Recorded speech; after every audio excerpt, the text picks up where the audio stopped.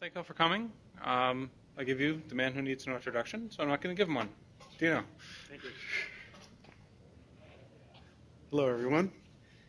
This is the first of a three-part series, and we're going to talk about LISP, not the programming language, but the network architecture and set of protocols.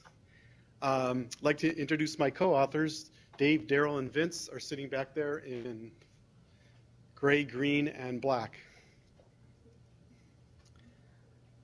Okay, so I think we're going to be able to fit this in 1 hour, and so please go ahead and ask questions at any time.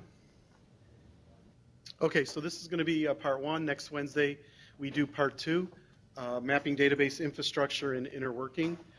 Since we are doing this address split, we have to map from one address space to another. That's going to be referred to affectionately as the mapping database infrastructure. And of course, we want inner working. We don't call it transition, but inner working. We want non-list sites to talk to list sites, and we'll talk about that next Wednesday.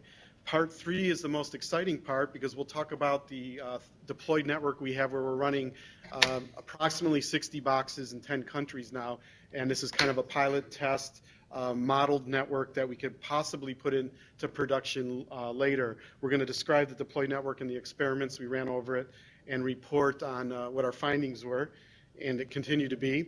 And then we're going to go through a bunch of use cases. That's probably the most exciting part on how LISP can be used in branch offices, in saving address space, switching service providers, moving virtual machines, roaming mobile nodes. There's all kinds of use cases that we will talk about. So we'll start off with the basic problem statement, and what we're going to do is change the semantics of an IP address. And we're not changing the values of it necessarily, but just how you look at it and how you view it, and where it's routable, where it's not, where you need it to dynamically assign it and where you don't. And then what is LISP? LISP stands for the Locator ID Separation Protocol. We'll give you a Unicast packet forwarding example, a multicast packet forwarding example, and then we'll talk about the standardization status of LISP, and then tell you more specifically what we're going to talk in the second and third parts. Okay, so the problem statement was actually defined at the IB routing workshop in the fall of 2006. This is really when the IEB, the Internet Architectures Board, got together and said, we have to take a look at route scaling on the internet. So the IEB, the problem statement I'm defining here is what the IEB thinks the problem is, and what we wanted to do as a solution provider is to not only solve this problem, but actually give features to customers, new features that basically don't exist today, that are allowing us to use the internet in different ways. So what the problem statement is from the IEB specifically is that the rate of routing table growth is of concern and has scaling impact on the internet. Can we reduce the size of the routing tables in an accelerated way in the short term? And can the current routing architecture support newer services like mobility, voice video, gaming, virtualization? And those URL references can give you more information. Now, this is, to be extremely clear, this is not something to keep IPv4 alive forever. This is not something only for IPv6. This solution can be used to transition IPv4 to IPv6, but the way we view it is that the routing architecture is exactly the same for both address families. Really all you have is longest match routing to do any kind of traffic engineering. So to us, IPv4 and IPv6 is just a different packet format with different size addresses, but everything else in the routing architecture is exactly the same. So the same bugs and features are actually in both, okay? So basically, this is a routing table growth chart dating back since 1989. I'm going to just, as of 6 months ago, as you can see, it's up and to the right. It was linear at some point. It turns exponential, but the key is routing table growth is continuing. Is this good or bad? Well, as a hardware vendor, we can keep throwing we love to sell line cards to our customers, but at some point we want to give a value proposition to our customers. And so we have to be able to say, smaller tables helps everybody. It helps Cisco or Juniper give new features without memory upgrades. We could download fibs faster, we can bring up BGP peers faster, we can do MIB walks faster, so small tables help everybody.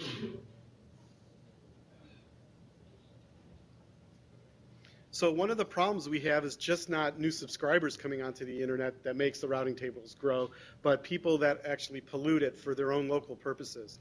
People want to inject more specific routes into the routing system because they want to be able to control which way packets come in when they're multi-homed, in this case, right, in both of these cases right here. Really, routing's only tool is this blunt instrument called longest match routing. And if you send it, if a router has a /24 and a /8, and the destination it's routing to matches the /24, it will use it over the /8. /8 is only used when the /24 is removed from the routing table. So what happens here on the left-hand side, we have a site that's multi-homed. It has addresses that are signed out of provider assigned space, in this case, provider A. And provider A's block is 10/8, so usually the addresses out of here are more specific. Now what happens is if the /24 is advertised into the system and then this provider just advertises 10/8, all packets that are addressed to any systems that are in 10.1.1 will come in through this link here. And what we find is these links are getting hot, 100% utilization, and these are completely idle. So for this system, for this AS to be able to get packets on both paths, it has to inject a /24 here into an area of the network that can't aggregate that /24. So which means the /24 has to go in everybody's routing table. There's a local benefit here at global cost. Okay? And not only that you inject the route this way, and if you just injected the route this way, then packets will come in on this link and not from provider A. So you actually have to inject the /24 in both directions, and the provider has to inject a more specific from his aggregate. And this is adding to the routing table size. Now, if you come over to the right-hand side, this is a provider-independent prefix, which means this site went to a registry and said, give me a prefix that's independent of the service providers I'm connected to. I'm not going to ever have to renumber again, and I'm just going to inject 15/8 through both of my providers, and both of my providers are going to propagate it. Okay. The default IPv6 allocation policy is to give you PI prefixes, which means we're going to have a flat routing table in the capital I internet because everybody's going to have addresses that don't map to topology, and therefore we can't have aggregational hierarchy and scaling. So this is a real problem, and we want to be able to bring back the aggregation of addresses again so tables stay small. Questions?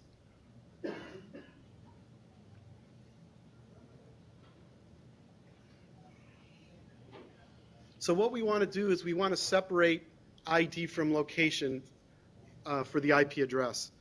Today, an IPv6 and IPv4 address have this overloaded semantic. The 128-bit address here means both ID and location. So if I'm going to send an email message, say to Scott at Google, I open up a TCP connection, the address is already determined on where Scott is because where he attaches to the network defines what his address is. Okay, that's actually his location topologically.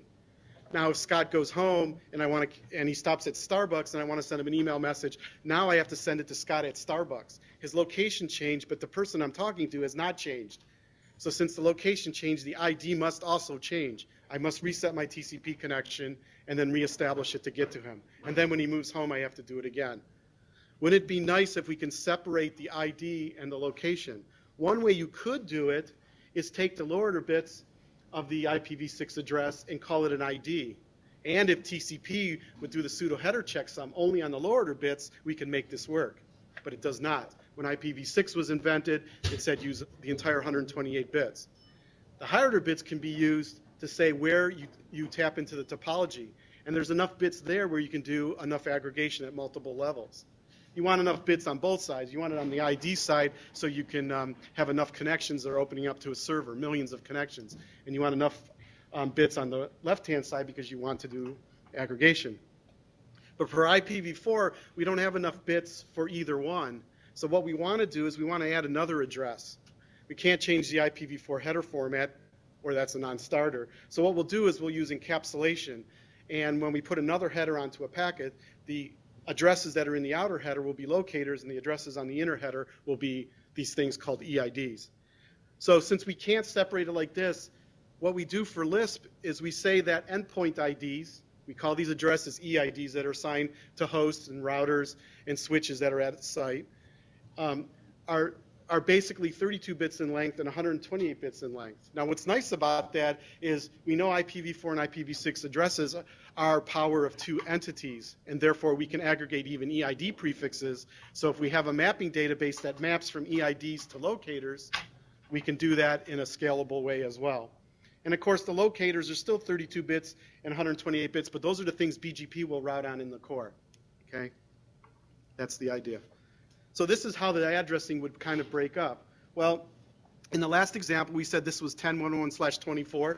That site still keeps that same prefix. We'll just call it an EID prefix, and it does not get injected into the core. As you see throughout this presentation, whenever you see a green address, it means it's from the EID space. When you see a red address, it's from the locator space. But here, what we're showing is that 10.0.0.1 is the locator or the IP address of R1 that's attached to provider A. So this address, this locator address, comes out of provider A's allocation, and this address on R2 comes out of provider B's allocation. So it's already, these are covering routes. So you can see that the provider A and provider B only has to advertise its aggregates, right? And then the addresses here never appear in a destination address of a packet that's flowing throughout this network, okay? Now over here, if you come to the 15/A where it was PI, same thing goes, okay? And we'll explain how this works in a second.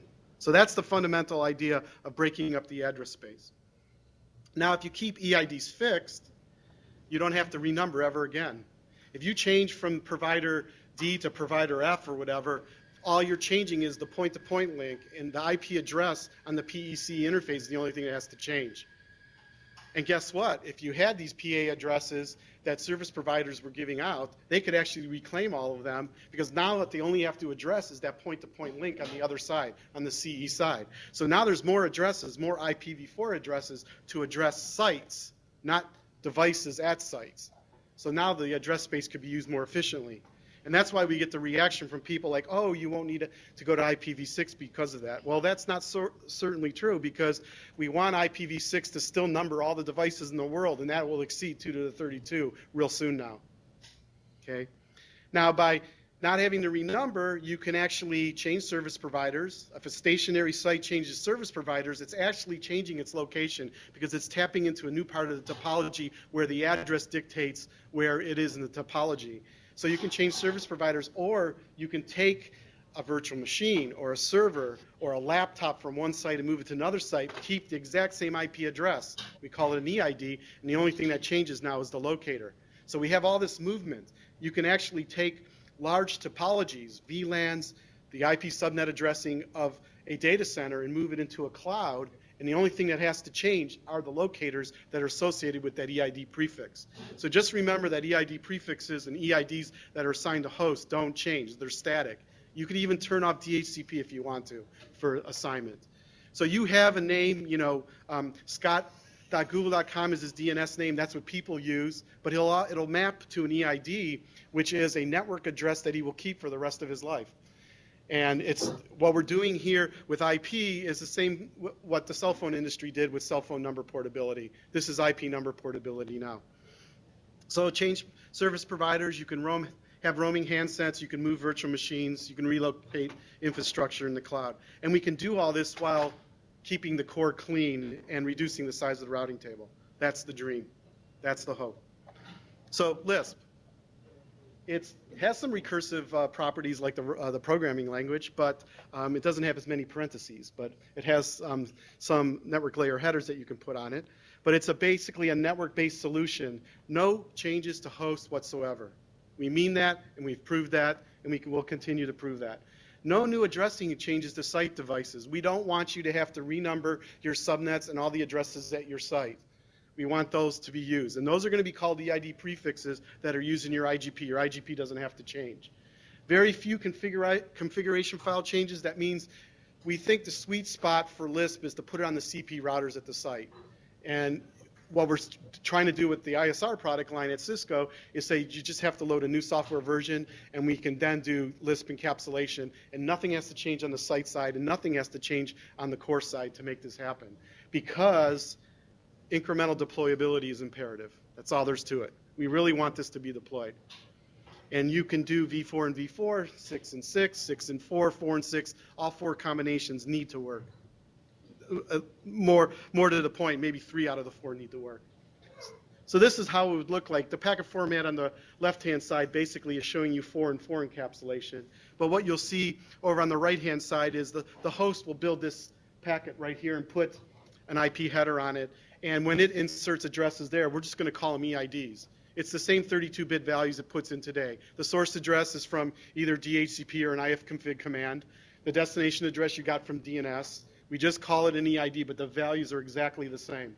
The packet then makes its way to the edge, and then there's a Lisp router on the edge that adds another header on it, and those are locators. So you see the locators are out on the outer header, and the EIDs are in the inner header, and this is the Lisp encapsulation. We use UDP encapsulation because we want link aggregation groups that exist between two core routers in the core to be able to load split traffic along member links. So it's really important that we use UDP because the destination port's a well-known port, but the source port will always vary based on a 5-tuple hash of the inner header. Okay?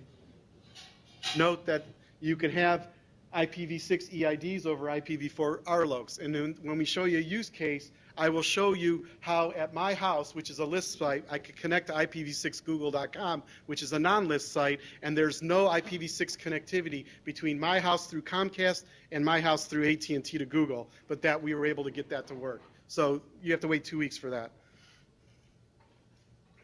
So let's look at a Unicast packet forwarding example. So here we have 2 sites. They're both multi-home, kind of a mirror image of each other. Let's say they both have PI prefixes, EID prefixes out of 1/8 and 2/8 respectively. And we call these things ITRs are the encapsulators, and the ETRs are the decapsulators. They stand for ingress and egress into and out of the tunnel. Okay? And we're going to show an example here that S is going to send a packet to D. Okay? And what we show here is that the only thing that has to change to make this work is that S1, S2, D1, D2 are modified to do Lisp, but everything else stays the same. So S will send a packet to D, first does a d.abc.com, gets a single A record back, could get a quad A record back, doesn't matter, and then injects this packet to 2002. It puts its source address 1002 out of its EID space, just like we mentioned before. Let's say it's a TCP SYN packet because it wants an open connection. Let's say that this source site has an egress policy of shortest exit, and let's say S is closer to S2. Let's say S1 and S2 are injecting the default route, and so S is going to find its packets are going to make it to S2. We introduced this new data structure called a mapping entry or a map cache entry.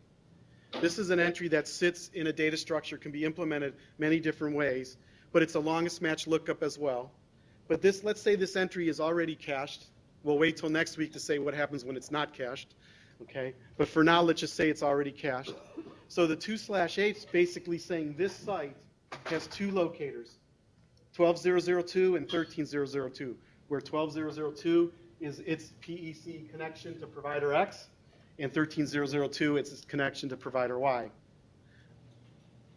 Note that the priority and waits are your only 2 parameters that you'll use to have policy. It's these ETRs that are authoritative for this mapping. Okay? Everybody's authoritative for their own mapping. The mapping database is completely distributed across the entire internet in the sites where they need to be. Kind of like a DNS server for your own domain name. Okay?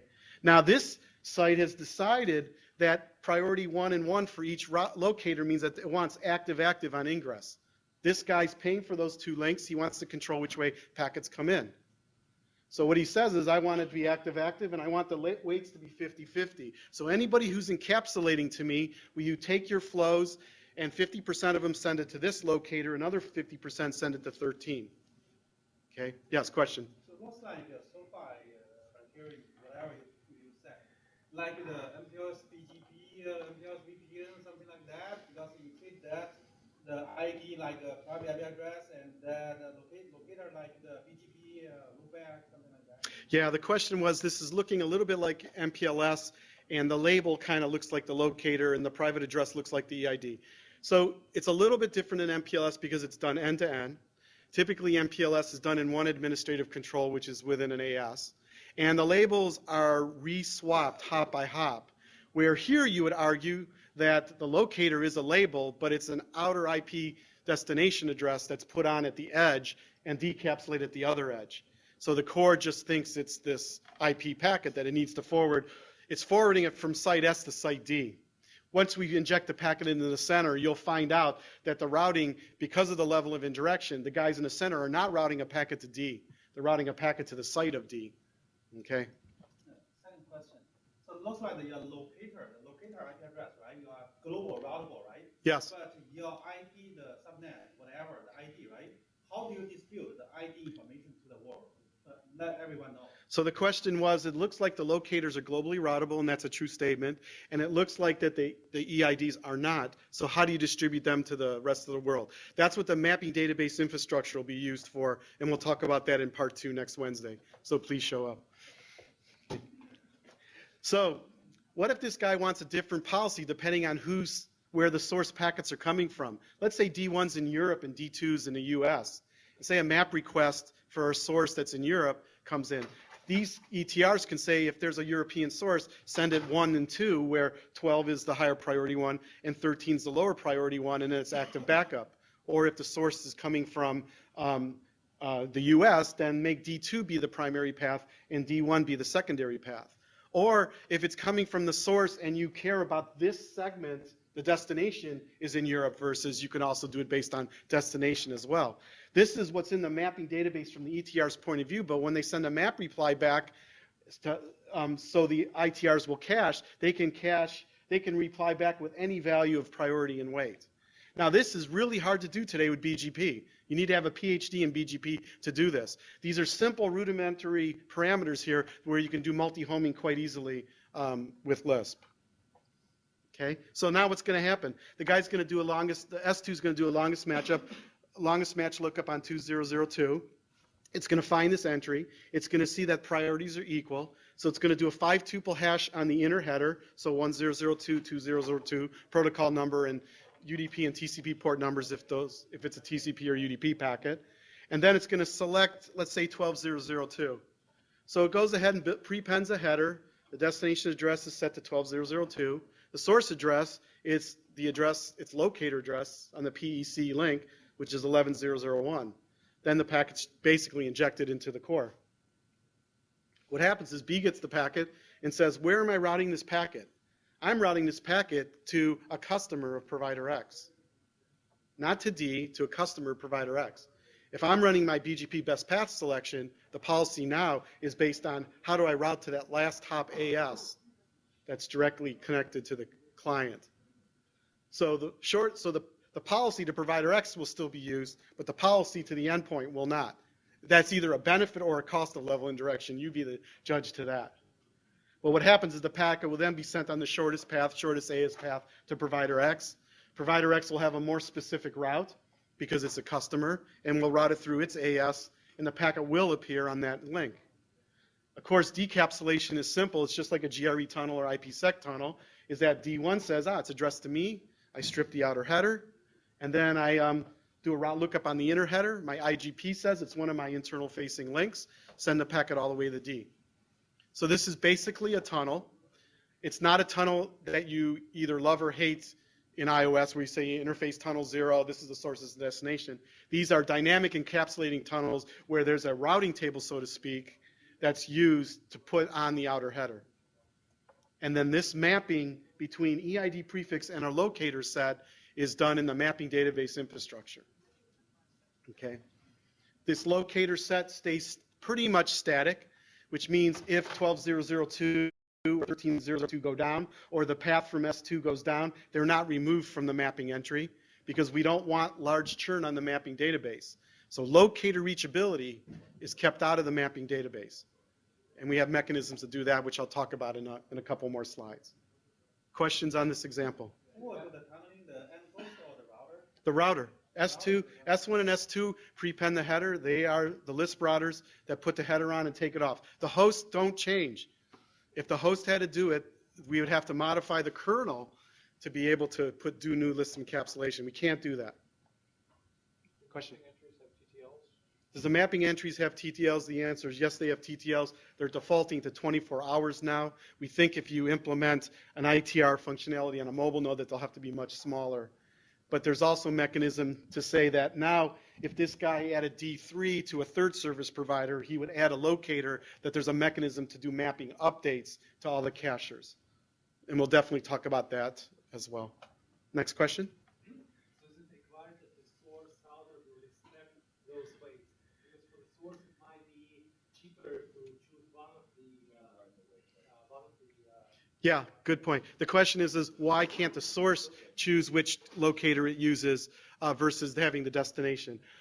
It turns out that if you have enough locators, you can set a lot of high priority ones, and that could allow the source to decide within the high priority ones which ones they would want to use. And the low priority ones are there because if only all the high priority ones go down, then you switch over. But we want to be able to, the LISP specification says we really want to give the ultimate control to the receiver site, but within a certain bounds, there's some flexibility for the source site to be able to select a locator. Yes. Yes, question. I mean, so this is a policy question, but how do you assert control of that, right? So I have a software load on the ITR.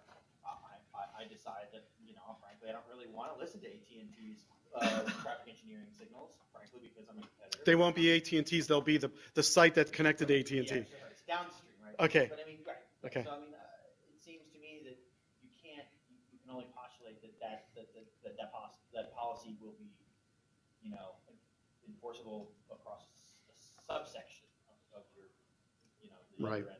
So the question is even though the protocol specification, and tell me if I characterize it right, the protocol specification says the ITRs will obey the mapping, on any implementation could do whatever it's want and actually disobey it.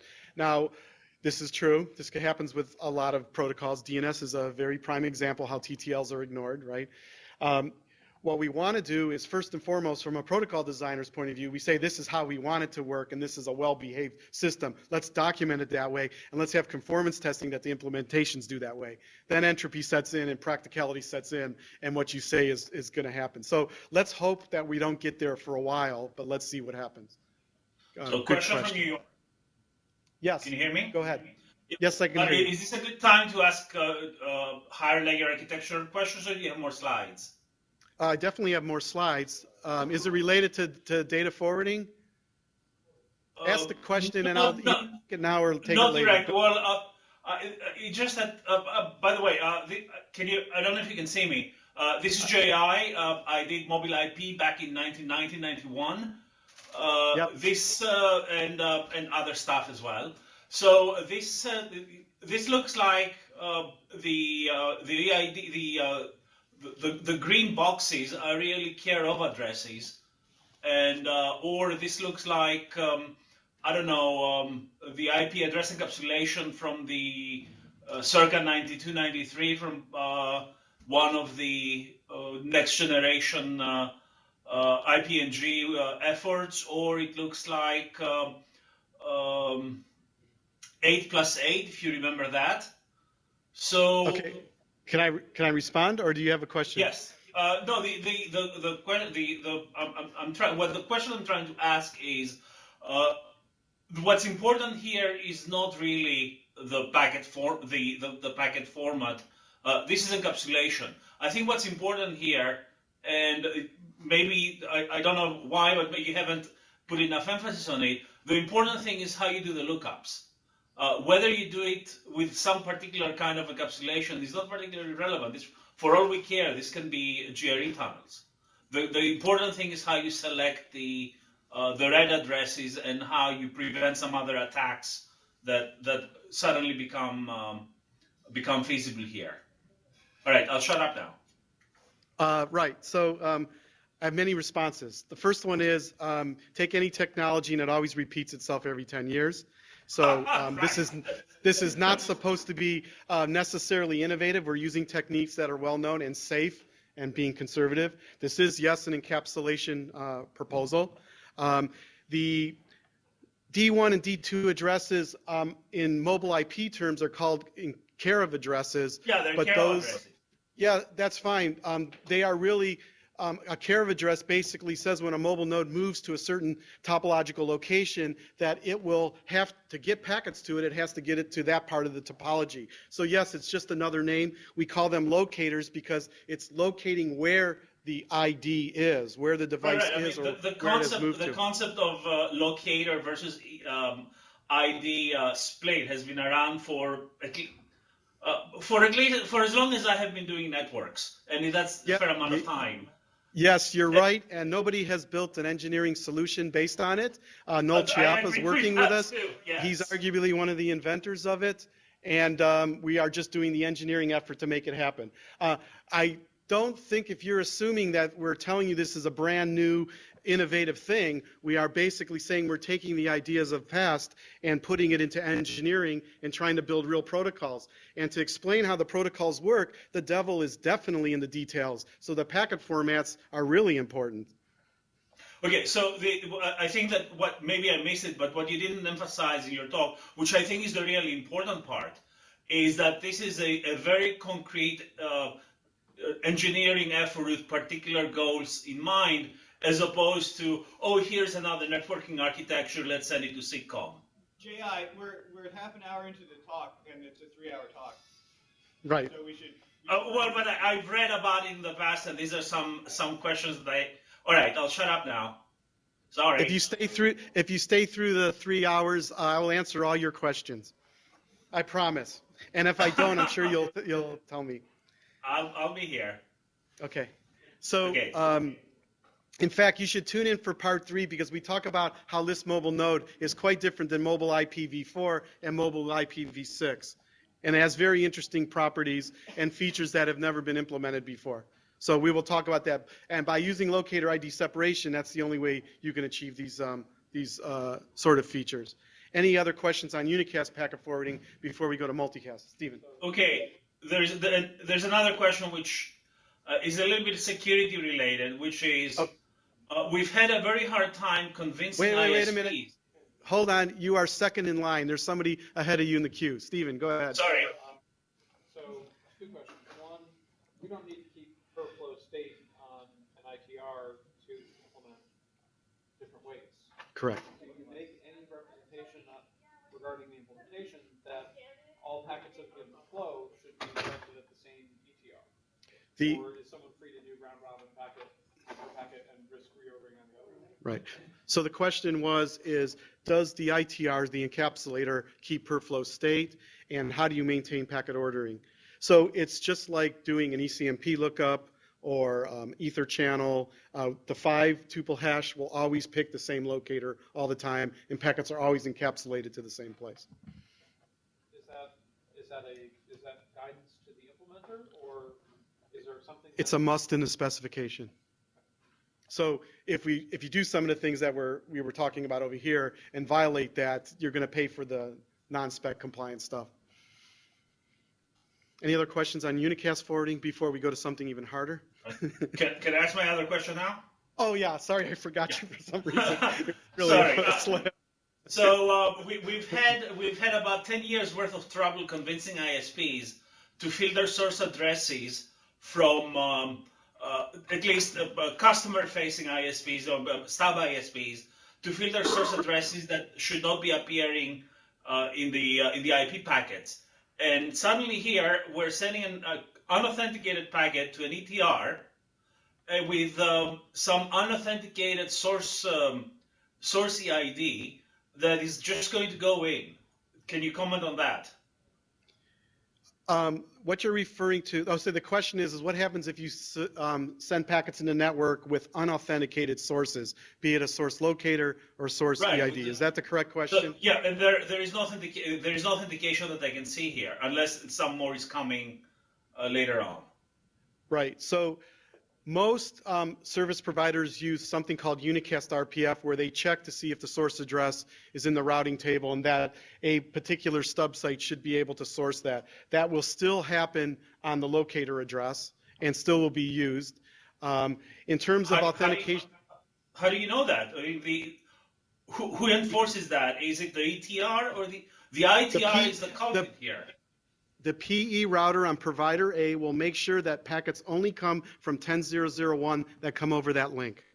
But what if the ITR, the router S1, for example, is a compromised router or is a black hat ISP in Russia that's trying to send in bad traffic? The answer is your SOL. Okay, so no change from when we were. Yes, if we put in all those security hooks, we will not get this deployed. To quote Dave Meyer, the perfect is the end of the good or whatever. Yes. So one defect, because you're doing tunneling, like the efficiency will getting worse, right? The core. I didn't hear the question. So because you're using tunneling, right? You put another layer of IP address, right? Yes. Then the whole packet efficiency. I'm going to talk about that in 2 slides. The question was, what about packet efficiency? And that's how do you handle larger MTU size packets? We'll cover that in 2 slides. Last question. I just want to make a comment that the specification specifically. Hold on a second. Daryl, one of the co-authors, wants to make a point, and you will not get captured unless you come up here and speak in the microphone. It's a short point. You can repeat. Okay. Just URPF is addressed specifically in the specification, so you can refer to that. Okay, Daryl says that URPF is spec'd out in the list specifications. Please refer to them and you'll get all the details you need. Okay, thanks. Slide. Huh? Yeah. Steven says go to next slide, and he's the boss, and that's what we're doing.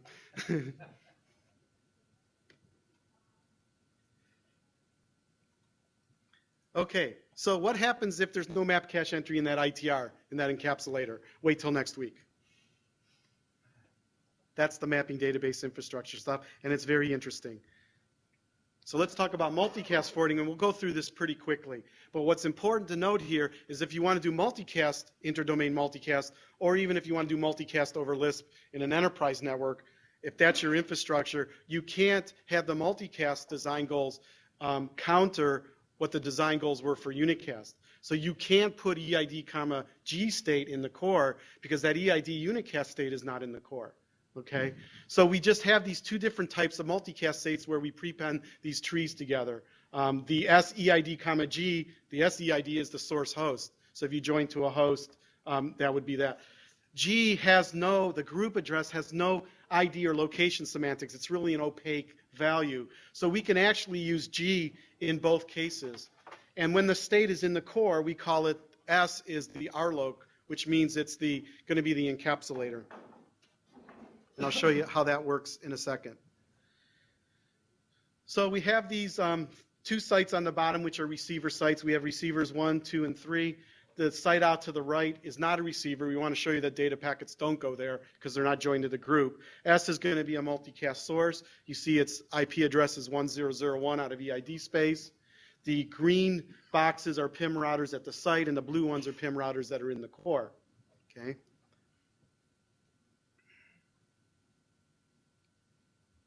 Sorry about this, but I'm going to have to use menu.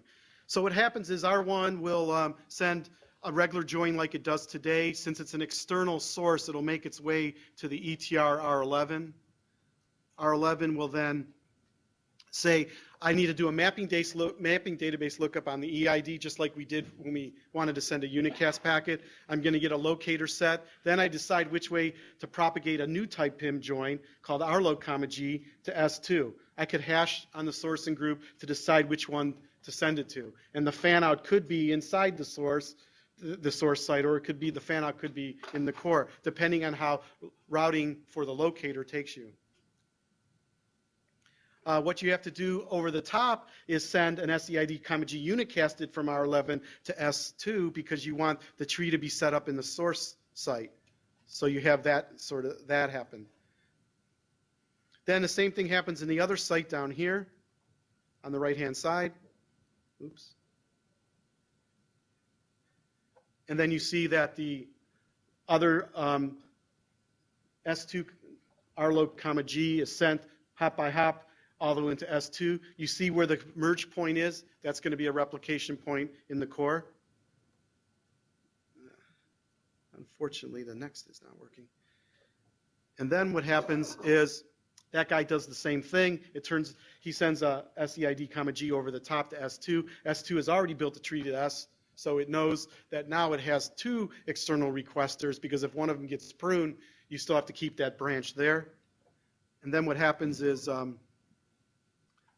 packets get forwarded down the first tree from S to S2 through the locator, G tree in the core to each of the trees down at the bottom. And that's how it works. So what you use the locator set for in the mapping entry is to send PIM join messages to. The way Unicast works is I send you a route, you return a Unicast data packet this way.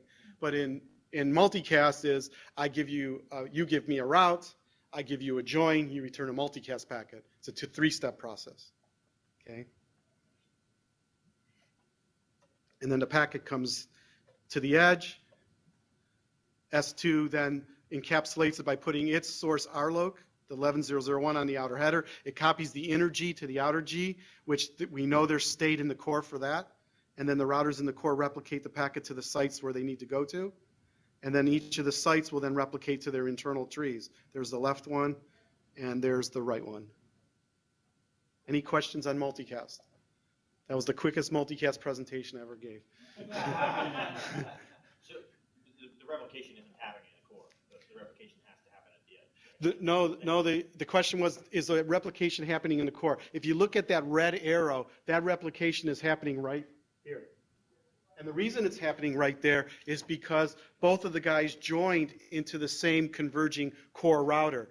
If this guy over here decided that the shortest path to S was through S1, then the replication would have happened in the source site. It depends on which way Unicast routing is converging you. If the two joins came in from a different path and converged into the site at S1 and S2, that's where the replication happens. In fact, the replication would happen right here. If the join came in this way and this way, the replication would happen right there. So now a question here. Yes, go ahead. Yeah. Is this any, just to make sure I can understand this, is this any different from if there were just one receiver at each little cloud, and this was just ordinary PIM?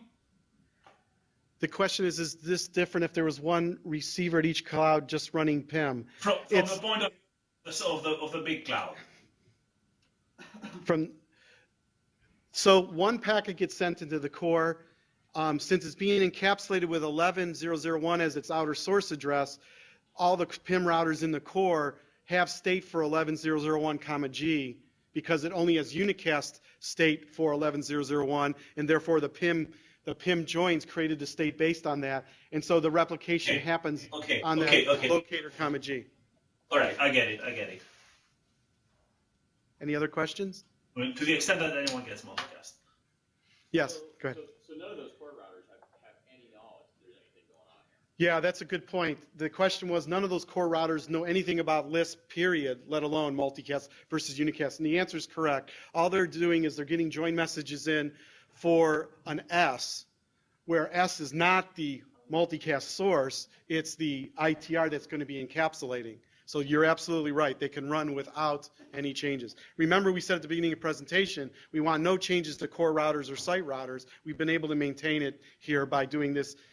We're encapsulating an IP multicast packet in another IP multicast packet. Okay? Good observation. Other questions? What do we do about MTU? There was a question about that. So what happens is we are putting additional header bytes on, and we're going to make the packet larger. So the specification says that there's three ways of dealing with this. We really don't care because there's enough MTU-sized links, and the access MTU is greater than the core MTU is always greater than the access MTU, so there's plenty of room for tunnel headers. Most of the infrastructure links are 4470 or 9K. Gig-E and 10 Gig-E are becoming more ubiquitous and more cheap. POS is MTU-less. The only time there's a problem is you connect two large MTU things with a dumbbell through 100 megabit Ethernet, and that's probably not going to happen. If it does happen, it might be at the edges, and if that is a problem, we have two mechanisms, a stateless mechanism and a stateful. The stateless mechanism says if a packet comes to an encapsulator and it's going to add these bytes where it's going to violate the MTU of the outgoing link, that it will first fragment the packet, then encapsulate. So the decapsulator decapsulates the fragments forwards the fragments to the host, and the host reassembles. Routers don't reassemble packets very well, and no hardware today, any vendor can support that. So we want to avoid reassembly in the decapsulator, in the router. Okay? It's important to note that when you say core, you really mean service provider, interior, and peering edge. Yeah, the question was, when I say core, I mean service provider, interior edge, and what you mean is assuming that there's enough MTU-sized links in those areas. So Yeah. In all of your examples, when provider X and provider Y BGP peer with each other across some fabric like, I don't know, PAX, that PAX will have been smart enough to turn on jumbo frames, and that each of the providers in question will have been smart enough to set the MTU on their interfaces so that unfragmented datagrams can go through. Yes, so the statement that Stephen made was, if two service providers are, say, peering over PAX, you have to assume that PAX turn on jumbo frames and that the routers are configured appropriately to use those larger MTUs. And the answer is yes, we are looking forward, not backwards. It's going to be more cost effective to go to Gigi and jumbo frames, and more of the products that vendors are shipping are defaulting to the larger MTUs. Now, will the host send packets with large MTUs? That varies on your host implementation, and that could, as far as we can tell, most hosts are sending packets with 1,500 bytes. That leaves plenty of room. If they start sending with 4470, then we can use number 3 to address your problem or the large host problem, where we want to avoid fragmentation at all costs, and we use path MTU discovery between the encapsulator and decapsulator. We keep the effective MTU state per map cache entry. So when we get packet do big messages to the encapsulator, we propagate it to the host, and we tell the host to lower the MTU. So if there's a path going through 100 megabit between a source and destination, that source has to send smaller packets. If it takes another path through a larger one, that source or another source can send larger packets. So that's basically a stateful solution. Did I address the question about MTU? Okay. Other questions? What about locator liveness? Well, you can use the routing table when you can. If BGP is running on the encapsulator, and you know that you want to use a particular locator, and you have a route that matches the routing table, you can assume that the destination is reachable. I mean, just because a BGP route is in the routing table doesn't mean you're going to get the packet to the destination. All it means that you think if you send it to the next hop, it might be able to do the same thing. So you really don't know that the locator is up. You might know if it's not there that it may be down, but that's not clear either. Now, if a BGP route's there, it could be an aggregate where the more specific that this destination is going to match is going to be down somewhere further down, right?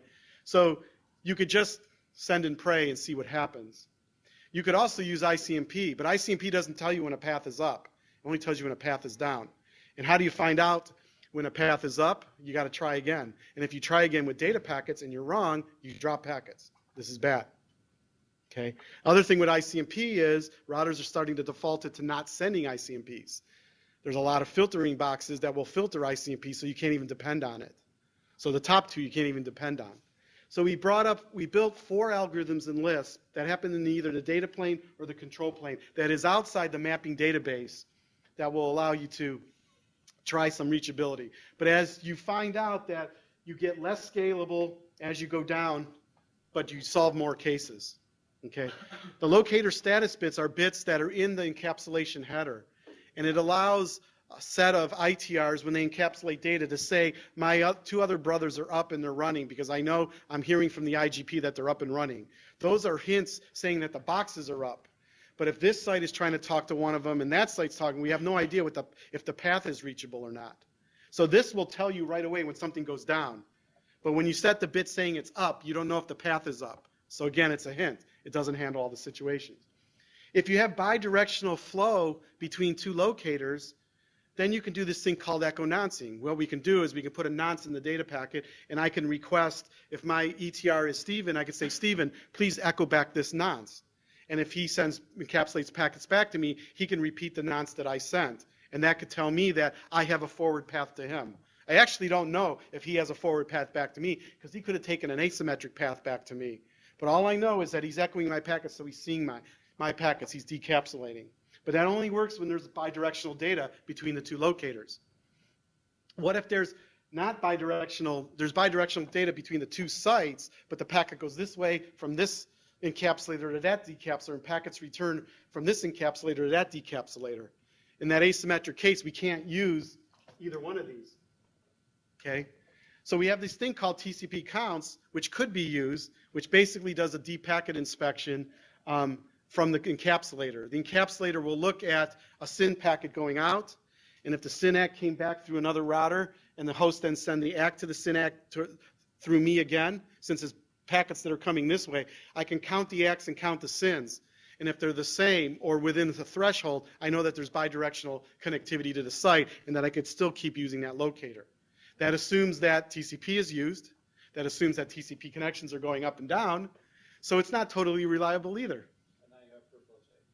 And now you have per flow state. No, you do not have per flow state. We just count the total number of SYNs and ACKs per locator per map cache.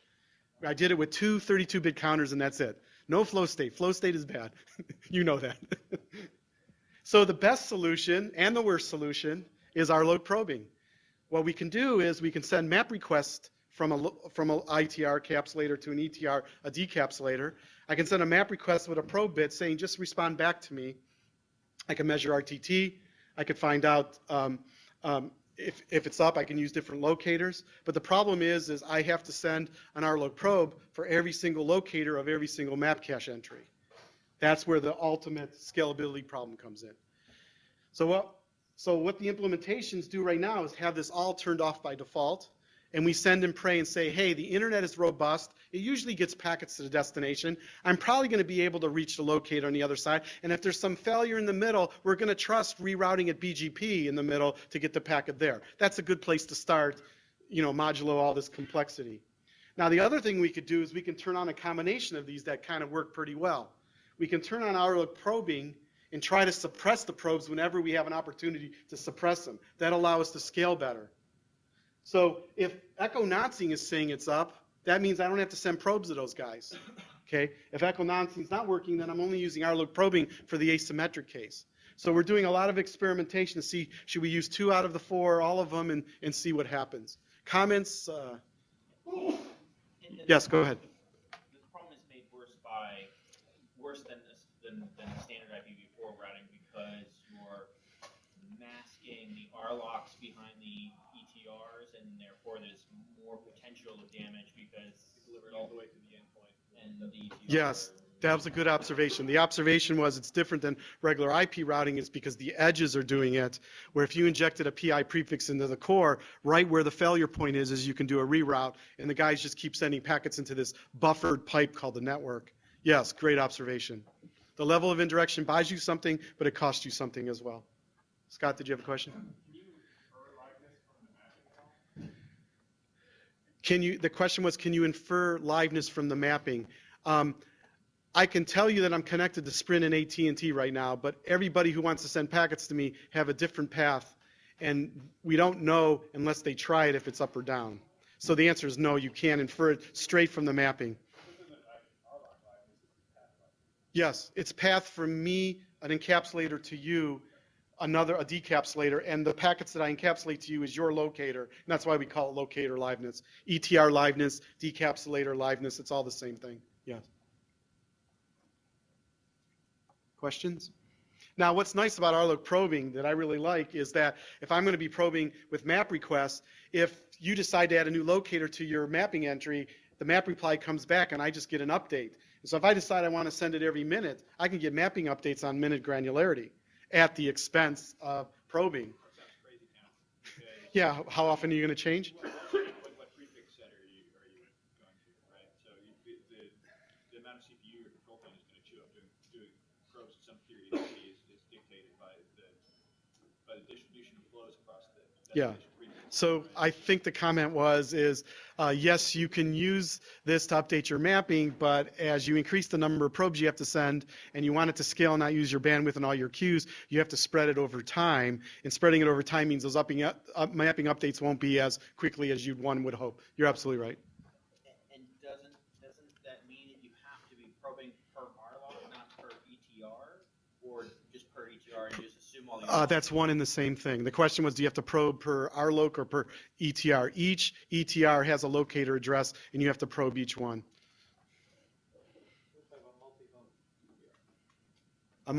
If I'm an ITR in a multi-home ETR and I want to talk to your site that has 4 locators, 4 decapsulators that I may use, I have to probe each one. If you want to find the liveness for each one, right? When are we going to talk about whether the mapping, whether that exchange is authenticated so that I can't inject a mapping entry into the system and steal someone else's traffic? Right. So the question is when are we going to talk about authenticating map replies so you can't inject a mapping into the system and redirect traffic for a legitimate site to an illegitimate site? That'll be next week for sure. Okay.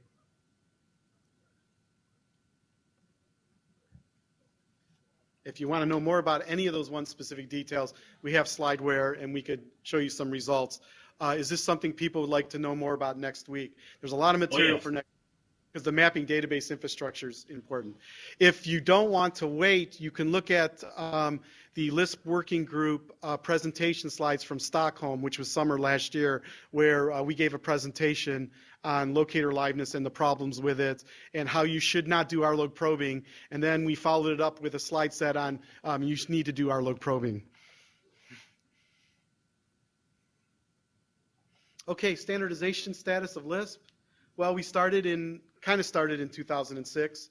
I mean, arguably, locator ID split was done pretty early. We're going to give credit to Noel Chiappa because he's the one who really made it part of a real architecture called Nimrod, which was one of the IPNG candidates, which did not occur.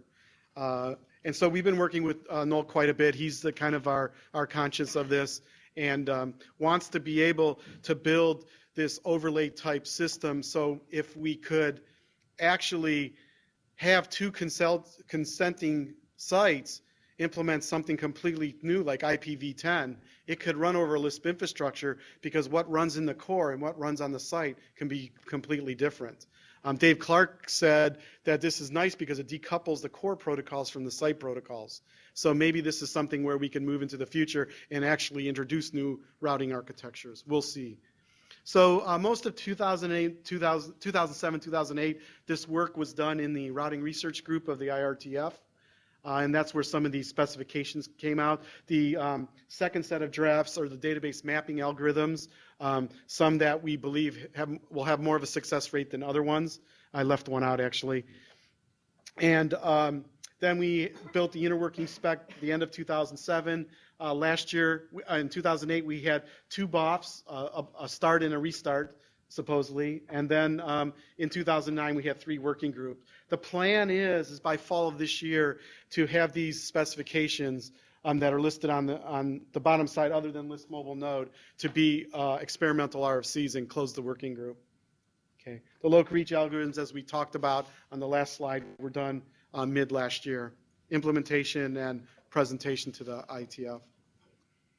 Now, what's really important is everything is done in the open. All the work has been done in the IRTF and IETF, so that proves that it's open. Cisco people have worked on it, Cisco engineers have worked on it, but we have no IPR on it whatsoever. Our lawyers are going to stay off our back. It's an open effort. We're trying to help the internet. We're trying to scale it to a next generation and leave a good legacy. So we've talked to we specifically, Cisco, have talked to other vendors like Juniper, Arista, Huawei, XKL. And we've talked to researchers who are actually looking on things like lookup time, packet loss, different mapping database algorithms, how to interwork. Should the mapping system do caching like DNS? Should it not? We've talking to many service vendors. We'll talk about this more next week, but now that we have this mapping service, we're going to have these MSPs, mapping service providers, that can be the VeriSigns of the world, the GoDaddies of the world, ISC, Google, MSN. These sort of guys could actually sell mapping services if they wish to, and they could sell it at, like the DNS hosting guys, they could sell this as a monetized service, low cost, high volume sort of business. And who will actually put up proxy encapsulators so non-list sites can talk to list sites. We'll talk about interworking next week. One important thing to note at this point is that people will always say when you build a new technology, is like, why should I be the first one to go to it? And will 50% need to be converted before I get benefit? That's not going to happen with Lisp. If you're the very first Lisp site, you will get multi-homing benefits day one, because all the non-Lisp traffic will go to infrastructure boxes we believe service providers will want to deploy because they want to attract traffic. And those proxy encapsulators will obey your policies and encapsulate to your locators as you specify, and you can get active multi-homing day one. So that's really an important point, we hope. And of course, we've talked, Cisco has a huge customer base, so we've talked to customers that may want to do this inside an enterprise, that want to do data center use cases, mobile node sort of use cases. We'll talk about all those in a couple of weeks.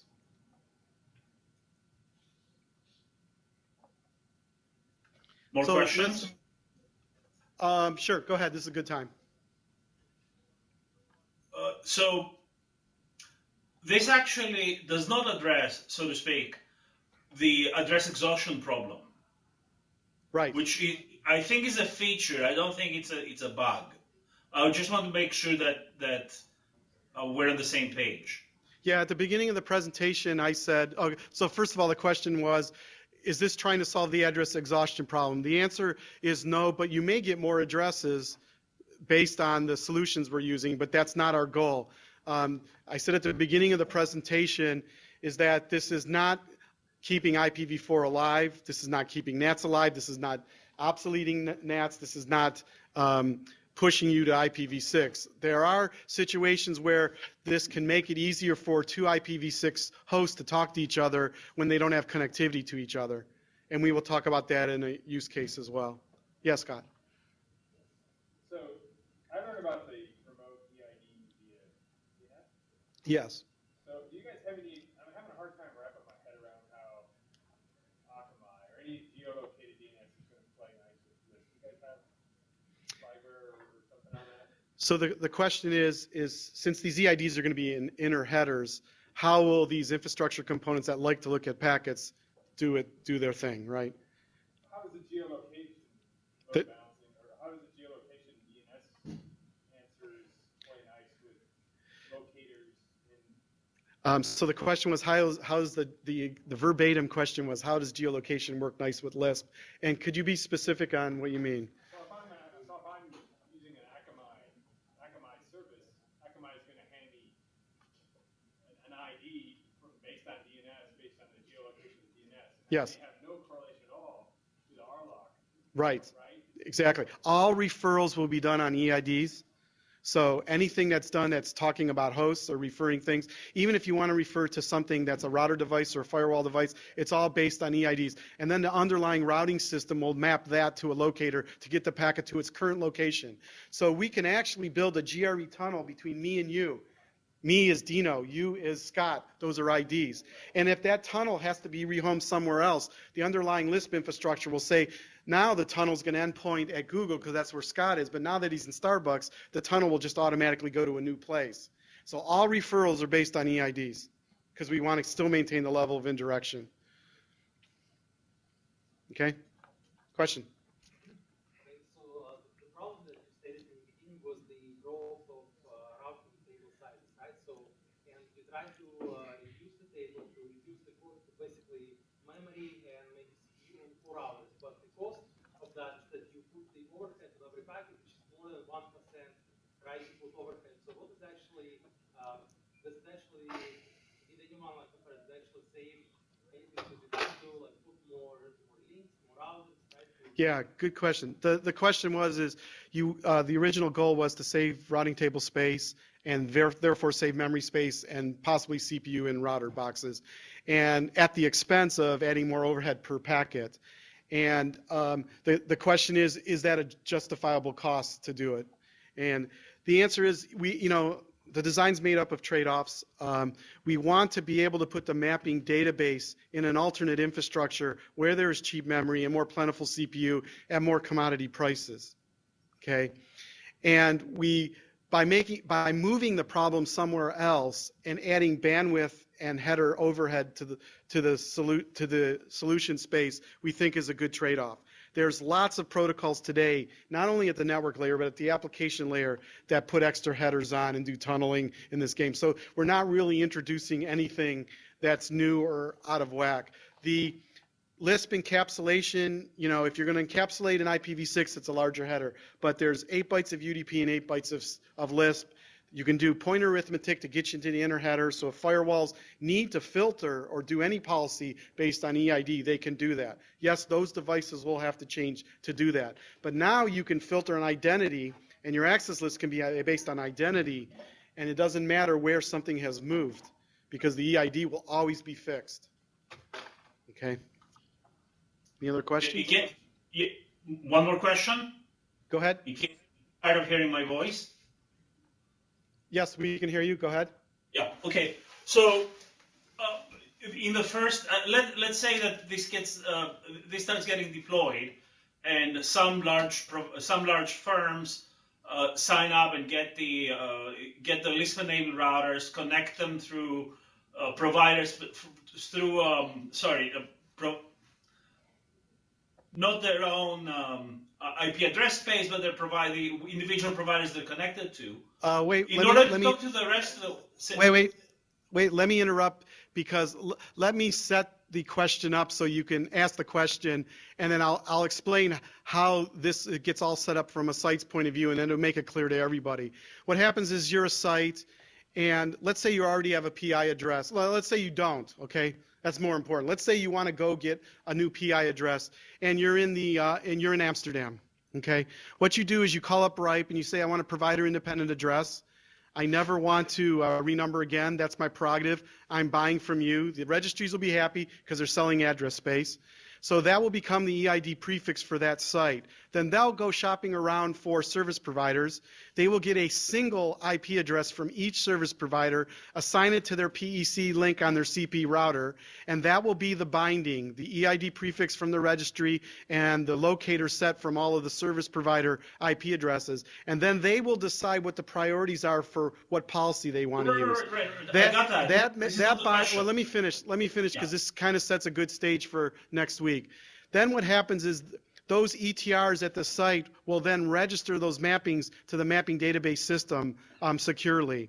And now that map request will flow to that site. They will be able to get to this site and be authoritatively responded to by those ETRs. That's how we would envision subscribing to the system or provisioning the system. Go ahead with your question. Okay, so the question is about not using the system. Until a fair fraction of the internet, or at least of consumer-facing ISPs and large corporations, start doing this. Why? Why do you have to wait? Wait. Let me finish the question. So until this happens, let's say I want to buy into this and I get these boxes and I deploy them. I still have to announce my provider independent address space so that the rest of the world can reach me. That is not true. You have to wait till next week to hear about interworking. If you want non-Lisp sites to talk to you, you do not have to inject a more specific route from the Lisp site. Okay, I'll wait until next week. Thank you. Any other questions? And Yes, I'll go read ahead. the DocsInTime. Cisco seems to be pushing something called Open Transport Virtualization, which is one of these. It's the layer 2 held, and it's an encapsulation protocol. It seems to be designed to solve one of the problems that I think Lisp is going to solve. Has this train already left the station, or would Lisp displace this? I mean, what's the political situation? That's a really good, insightful question on putting Cisco strategy together. No, you are not. That's okay. So the question was, is there's this architecture called Overlay Transport Virtualization, or OTV for short. Which is apparently available in the Nexus today. Yeah, it's going to be available in the beginning of April, I believe, in the Nexus product line. What it's trying to do is to have a more general VPN strategy where you can do L3 or L2 VPNs over an infrastructure. And the paradigm there is that you have these edge boxes that actually run the IS to IS protocol at layer 2, advertising MAC addresses. So you can actually have routers peer across this overlay infrastructure or build L2 VPNs without having to do MPLS at the sites. You can do MPLS at the core, of course, but this is a many-to-many sort of connectivity. It's not a set of point-to-point pseudo wires. And the reason it's there today is because protocols like vMotion, VMware's vMotion, and Hyper-V and those sorts of things, and other type of protocols assume that there's layer 2 connectivity, that layer 2 adjacencies are important because they send broadcasts for discovery protocols, they use link local multicast, they assume that the IP addresses don't change. Now, IP address doesn't have to change if you cross subnets, and that's where LISP comes in, and that's where your insightfulness came through. So we do believe LISP could help in this scenario, but there is a problem, and I'm going to explain this in the third week on a data center use case, is that if a server is talking to a server or two VMs are talking to each other on the same subnet, and they move to a different cloud, that server still thinks it's directly connected from an IP subnet point of view, and still will send packets to the MAC address of that VM. And if those packets can't be addressed to a LISP encapsulating router, there's no way for LISP to solve that problem. So we will show you in week 3 where LISP is used, where's OTV is used, and where both have to be used at the same time, specifically this later case. OTV is going to make its way into this deck somewhere. We're solving the layer 2 problem, or layer 2. Yeah, I would say that LISP is going to make the OTV solution more robust, where just having VM communication among data centers, if you have clients talking to VMs that are moving, that's the case where LISP has to be used to complement the functionality. We kill OTV because I don't like to bridge my data centers together with layer 2 hell. Right. So VMware is doing this thing called long distance vMotion, and they want to move something anywhere in the world, which means across sub. Yeah, and LISP, we have this solution called LISP VM, the VM mobility solution that will help solve this. So we'll talk about that in 2 weeks in great depth. Yep. Any other questions? Stephen. OpenFlow. Please comment on OpenFlow. I will do that when the tape stops rolling. I don't know. Are you asking the question about OpenFlow relative to this scope, or? If you look on the web, they show a video showing a demonstration system of VMs migrating, of clients migrating around. Capability-wise, there seems to be some parity there. Have you looked at all at what they're doing, such that you could compare and contrast the scalability, applicability? Well, we definitely have looked at what they're doing, but not with respect to movement or locator ID separation. I mean, there's lots of solutions that can allow VMs to move. They all do it a different way. We want to solve a certain set of problems with locator ID separation, and all these other use cases just turn out to come up and work pretty simply because the level of indirection helps you. You know, every computer science problem can be solved at a level of indirection. So, but we will, if you think it's important, we could certainly take a look at how they're doing movements. So, we'll show you what the design goals for a very large mapping database system is, and we have 4 proposals, 3 of them that are kind of obsoleted or documented as probably not good solutions, and the alt is the one we'll go into detail with. That will be presented next week in part 2. Right, exactly. Actually, the cons proposal has 2 types of boxes. I think I presented it in April of 2007, but cons have content access routers, or CARs, and content distribution routers, or CUDA. Okay, there's some old people that are in the audience. That's good. So those are basically built-in functions in the LISP programming language, if the young people care to know about that. Don't waste brain cycles on that one. Then we will also show that the mapping database system is actually modular. You could actually pull out alt and maybe put in a DHT or your favorite mapping system.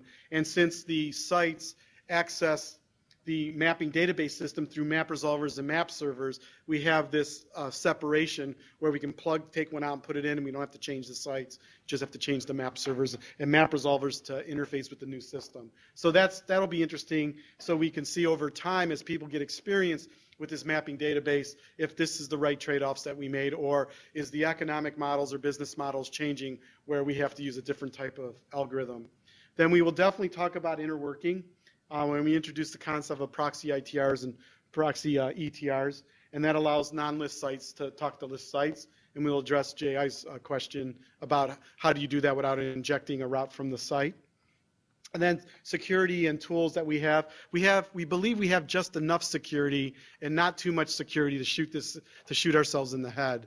And we'd like you to judge that when we present it next week. Part 3, we're going to put it all together.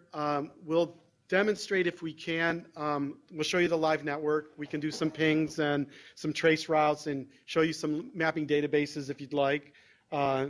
We have a dual stack mapping database infrastructure that runs both IPv4 and IPv6. So you can run IPv6 EIDs and IPv4 EIDs over either locator.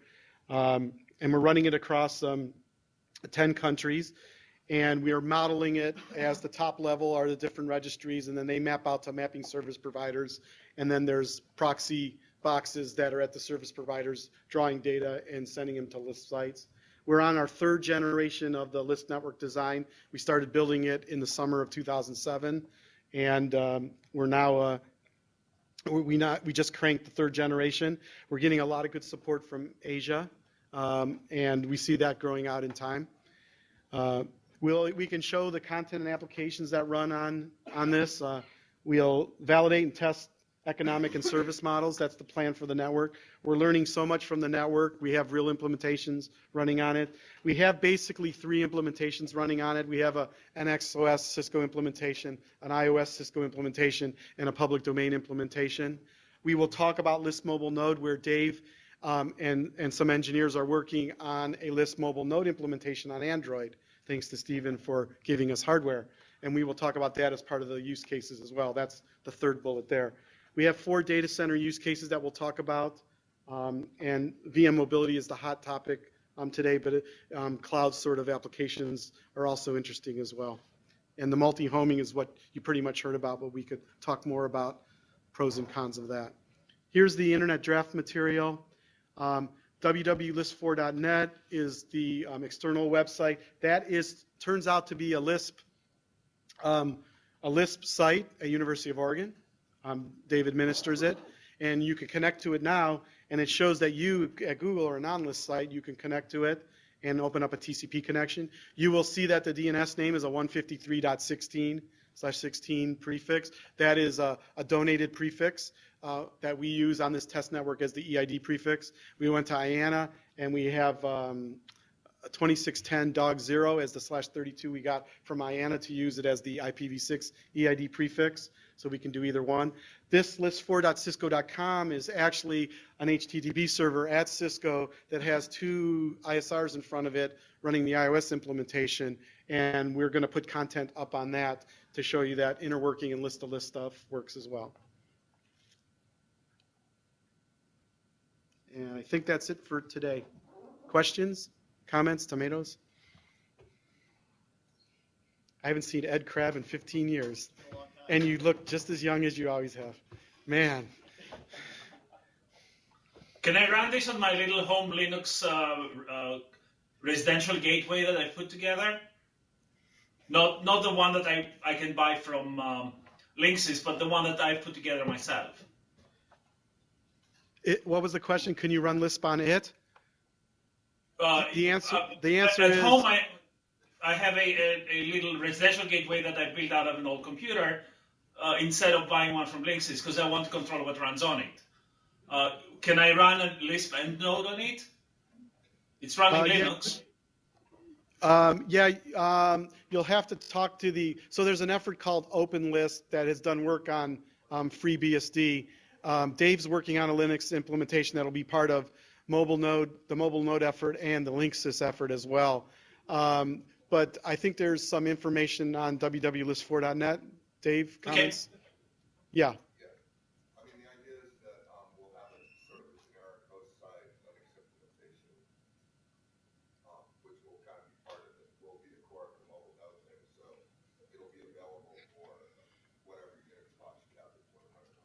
So Dave says there'll be kind of a host type implementation of Lisp on Linux, and it could be available. It will be available in the public domain to put on a residential gateway type box. And presumably patches welcome. And presumably patches are welcome. Yeah, I presume so. Yeah. Yeah. Send over your patches. Okay, thanks a lot, and see you next week. Thank you.